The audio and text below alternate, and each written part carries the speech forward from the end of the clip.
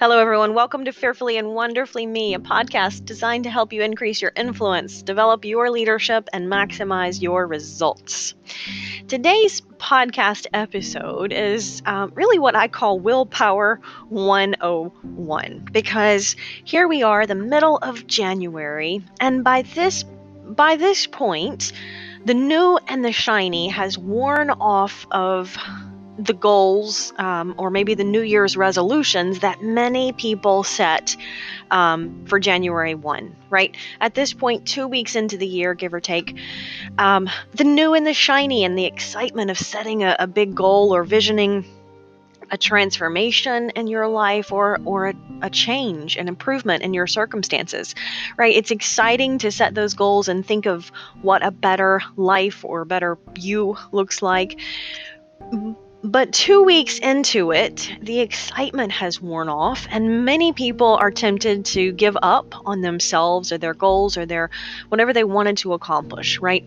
By this point, the excitement has worn off, and unless you have willpower to keep going toward whatever you're working toward, when it's not exciting anymore, when there's not a whole bunch of people cheering around and celebrating and getting you fired up and motivated to make a commitment to change, you've got to have something that can sustain you when it's not exciting, when it's downright hard or frustrating and you're tired and you're back into the swing of things after the holidays and the new's worn off. The new and the shiny's worn off, and now it comes down to the actual daily nitty-gritty of the not fun stuff, right? Of setting goals and achieving them.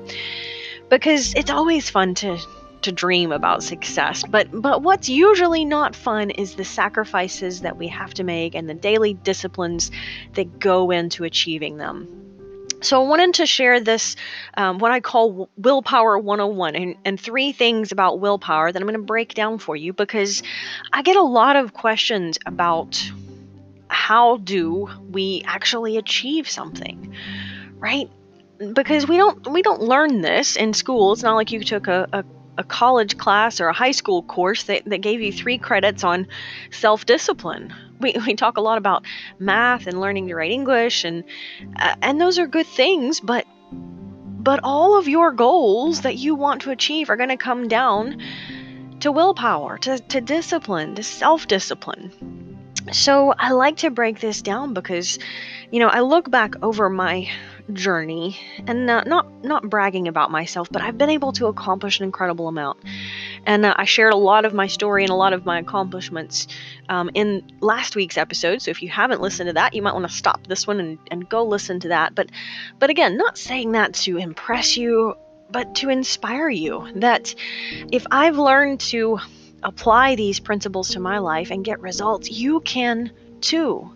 Because I guarantee you there are going to be times when you want to achieve something. Maybe you want to start your own business. Maybe you want to go back to school. Maybe you just want to manage your household and your family in the best way that you know how. But whatever you want to do, there are going to be times when it's not fun, when it's not exciting, when it comes down to almost a daily drudgery sometimes. It's not glamorous. We see people's success, and that's exciting. That gets us fired up. But we don't always really think about or realize how much goes into that success when nobody's watching, right? It's the what we do day to day that contributes to that success over time.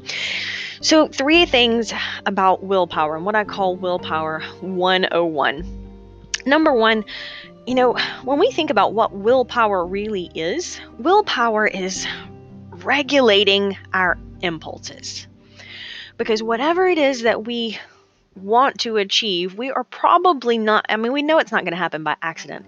And we're probably going to have instances where we have an impulse to do something that's counterproductive in reaching that goal. Weight loss is a big one this time of year, where maybe you've picked up a couple of holiday pounds, and January 1 or January 6, you're going to throw out the junk food, get back into the groove, get back on your diet. And there are going to be times when you have temptations to let go of that resolution, right? You get excited on January 1, hey, Monday, I'm going to change my diet, throw out the junk food, lose 5 pounds, lose 10 pounds, whatever it is. But then, a couple weeks later, someone has a birthday at the office, and so they bring in cupcakes. And you're sitting there and you're like, oh, I know I said I was going to quit eating junk food on January 6th, but here it is, January 21, and there's cupcakes, look so good, and I haven't had a cupcake in a couple weeks, and just one's not going to hurt, right? So it's easy to get out of that mindset of accomplishing our goals when it's not fun, when it's not pretty, when we do have to regulate those impulses, because willpower is regulating those impulses, is controlling them, right? That's what self-discipline is. So the first thing about willpower, number one, it's like a muscle. Willpower is like a muscle, and just like a muscle, it gets tired as it works harder, right? You might be able to resist the cupcake in the first part of the day, but by 3 o'clock in the afternoon, you're tired, you're grumpy, you've been resisting that cupcake all day long, and you just run out of willpower. It's tired, it's had to work all day long, and so you cave in, right? Willpower is just like our physical muscles. It gets tired as it has to work harder and longer. And that means there's less willpower left over, right? If you successfully accomplish something or resist something or regulate an impulse, that means there's less willpower to go around later. You've heard the concept of eating your frog first thing in the morning, right? And that really means tackling your most difficult or daunting tasks early in the day. Why? Because if you can get those done early in the day when you still have some willpower and some self-discipline, you're not pushing those most important tasks to the end of the day when you've already used up all of your willpower. But if willpower is like a muscle, and even though it gets tired as it works harder, the good thing about it is it also can get stronger when we use it over time. Right? Just like our physical muscles can get stronger when we use them, overcome resistance, they build up over time. We get stronger over time when we use those muscles. Willpower is the same way. I had a really good question last week. I was speaking for a group, and we were talking about goals for the new year and that kind of thing, and how do I become the best version of me? And one of the ladies had a question about, well, what do I do in this situation? What do I do in that situation? She's like, I want to be better for me. I want to be the best version of me, but how do I do that? And so I shared with her, I was like, you know what? You have to start really small, because just like if we want to get stronger physically, we don't go out trying to lift 150 pounds. We start with a 5-pound dumbbell or a 3-pound dumbbell, and we lift that, and over time we can get stronger and stronger. So when it comes to building up our willpower, start small. Start small. Break that goal or vision down or change down into just one little bite-sized chunk, right? You don't have to commit to not eating cupcakes forever, right? Just make a commitment to yourself. You're like, you know what? If I can just get through today, or maybe just next time there's a cupcake, I'll turn away temptation, right? Think about how small you can make those steps, because when you break them down into something that's very, very tiny, but you are able to accomplish it, you build up integrity with yourself. And that's critical, important. We talk a lot of times about integrity with other people, but building up integrity with ourselves is so important, because we're the most important person that we will talk to. So when it comes to willpower, start very, very small, because when you start small and you are successful, you're more likely to be successful in the future. So willpower, it's like a muscle. It gets tired. We can strengthen it. That's an important. So number 2 about willpower, use it for what's important. We don't often think about that, but just like eating frogs first thing in the day, if you know that you have a a limited amount of willpower, use it for what's most important. Use it for what's most critical in taking you forward and helping you make progress in your life. Don't use all of your willpower in resisting the 50-calorie Dove chocolate and then later, crashing on a ginormous ice cream bowl, right? Use it for what's most important. Yes, we want to set small steps, but also realize progress can be consistent over time. And it doesn't mean we have to do it all today. It just means we need to travel a little bit forward, forward progress every day. So use your willpower for what's important. When you sit down first thing in the morning, identify what's the most important priorities in the day and use your willpower to tackle those things first. For example, if maybe let's say weight loss isn't your goal. That's just a popular one this time of year. But maybe your goal is to read. I don't know. Maybe your goal is to read one book a month this year, right? And so you sit down first thing in the morning and you see that your book for the month is sitting right there on your desk or by your breakfast table. And you know that you want to grow yourself and grow in knowledge and grow your leadership skills. And you know that that's going to help you increase your influence and help you be more successful personally and professionally. But you get up first thing in the morning and you're like, oh, I don't feel like reading this morning, right? But if you've decided right away that that's a priority, you don't have to read all day, but just make a little bit of progress. If you want to read one book a month, let's say, Mac and I write small books because it's easier to get, kind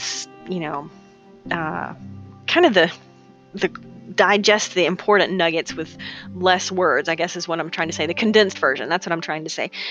We like to write smaller books with small chapters because they're bite-sized chapters. It's easy to tackle a 3-page chapter if it's only 3 pages, right? It's only going to take you 5 to 6 minutes to read it. And so if you did that and you read one of our books and you read a 3-page chapter every single day, in 30 days, you would have read the whole book. So if your goal is to read a book a month, look at the number of pages in the book, divide that by, 30, and then you know how many pages you need to read every single day. And so when you sit down first thing in the morning and you set your priorities and you're like, number 1 is personal growth. I know I need to grow here. And this is how I'm going to do it. I'm going to read my 3 pages or my 5 pages, whatever it is. You know that that's most important. So use your willpower for that. Tackle that first. If that's a priority, that comes first.